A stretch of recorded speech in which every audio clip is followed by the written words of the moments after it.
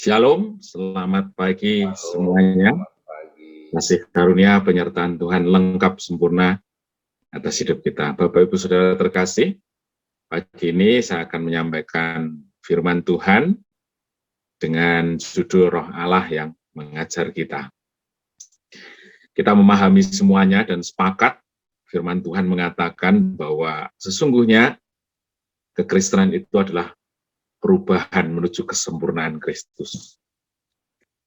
Di dunia ini banyak kita lihat bagaimana agama dengan segala dogma, ritual, aturan-aturannya itu ternyata tidak bisa mengubahkan karakter manusia.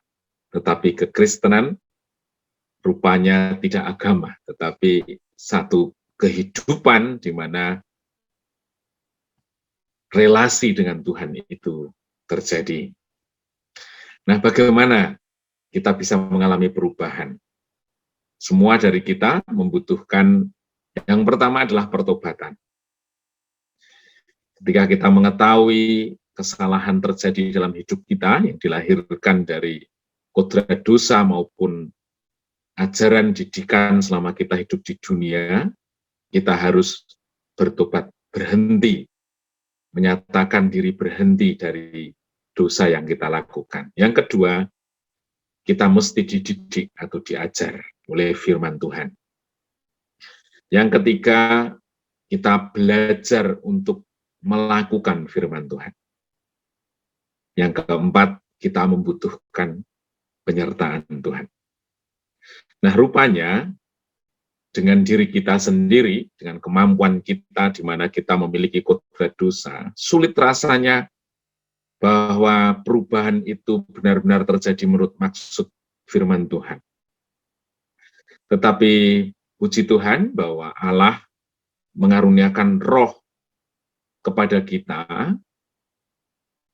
dan melalui roh itu kita sesungguhnya bukan berdasarkan satu kondisi yang ada dan tidak ada, atau penyertaannya itu tidak melekat begitu, tetapi roh itu ditempatkan pada kita ketika kita menerima Kristus sebagai Tuhan dan Juru Selamat.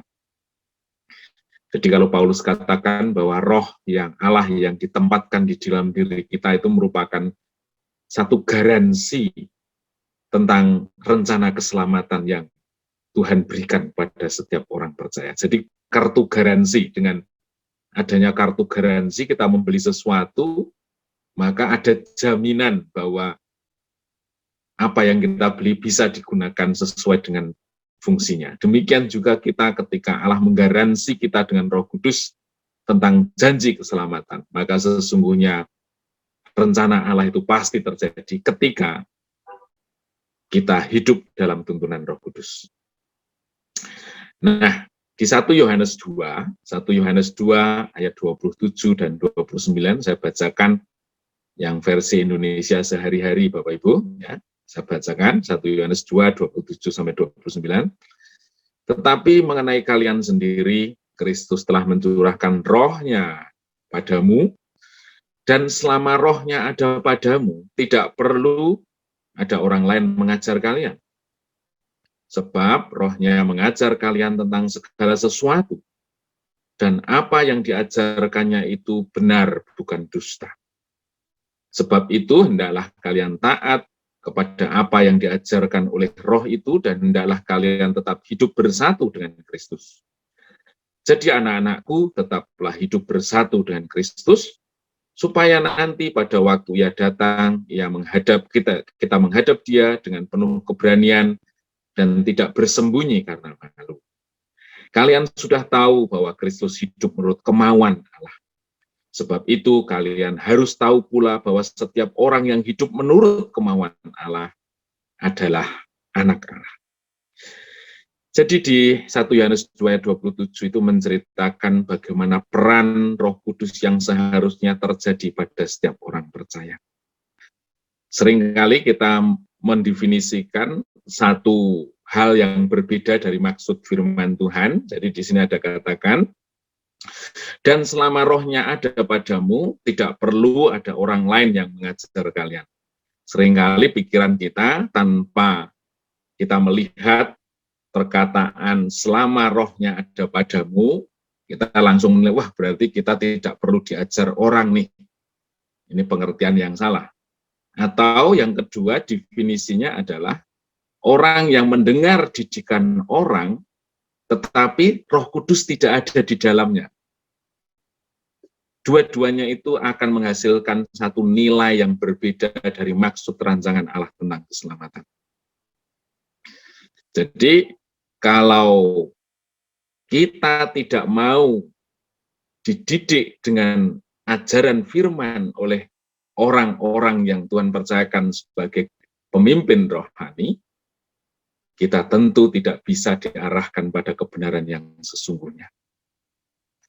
Bahkan di firman Tuhan katakan, misalnya di Filipi 2, ya, ayat 1, di sini dikatakan bahwa di dalam Kristus ada nasihat. Nasihat itu merupakan satu tempat yang pertama bagi setiap anak Tuhan untuk mengarahkan dia menuju kesempurnaan Kristus. Jadi pengertian yang salah, kalau anak-anak Tuhan itu tidak mau dididik oleh orang lain, dalam hal ini orang yang mengenal Tuhan atau pemimpin-pemimpin rohani.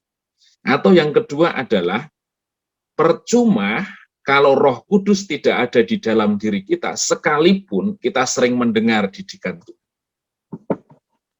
Jadi sesungguhnya ayat yang pertama ini, ayat 27 ini menceritakan peran yang sesungguhnya terjadi pada setiap orang percaya, bahwa yang pertama, bagaimana Roh Kudus itu harus tinggal di dalam kita. Firman Tuhan katakan kita adalah bait Roh Kudus, jadi agar Roh Kudus bisa tinggal di dalam diri kita, kita harus menyediakan baitnya dengan layak, merupakan satu tempat di mana dia senang tinggal di situ, dengan cara kita menjaga hidup kita di dalam kebenaran, kita selalu taat mendengar firman Tuhan, setia melakukannya, itu sebagai prasyarat.